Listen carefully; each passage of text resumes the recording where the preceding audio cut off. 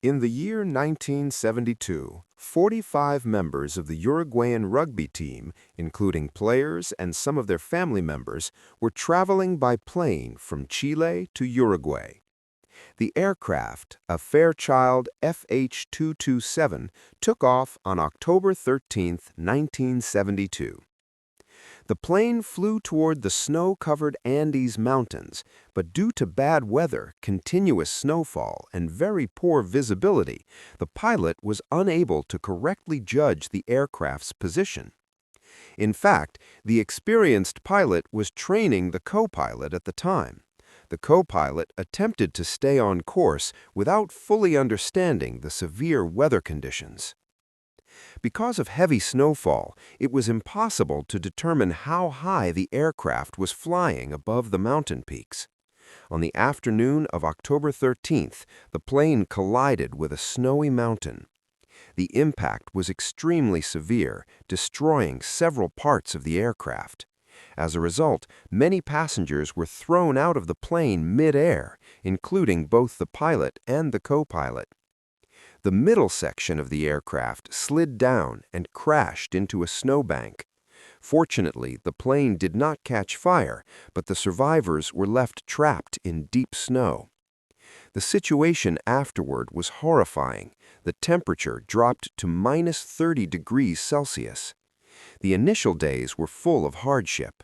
The survivors used the body of the plane as shelter and burned parts of the aircraft's materials to keep themselves warm. The little food they had gradually ran out, and they waited desperately for rescue teams.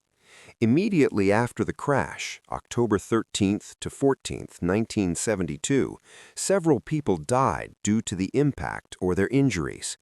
During the first week, more people died because of cold and starvation. As days passed, conditions became worse. Food and water became extremely scarce. To survive in the snow and freezing temperatures, the players and their families were forced to make an extremely difficult decision. They began consuming the bodies of those who had already died. This decision became their only chance of survival and posed a deep psychological and moral challenge.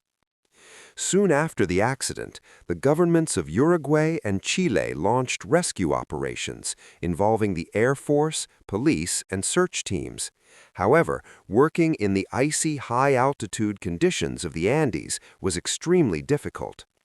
Helicopters, ground teams, radar, and radio signals were used, but bad weather and heavy snow prevented success.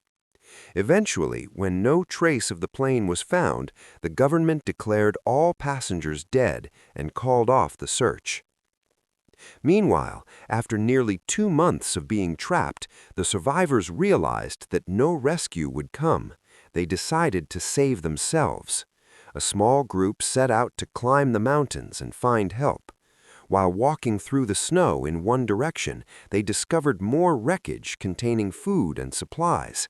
They continued their journey, and on December 20th, after 10 days of walking, 2 survivors reached the bank of a river.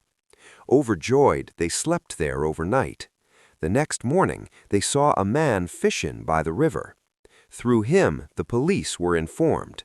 An immediate rescue team was sent, and finally, after 72 days, on December 20th, 1972, the Chilean and Uruguayan forces rescued the survivors.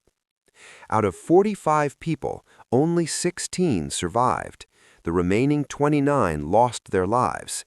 This tragedy left a deep impact on the rugby community and the world.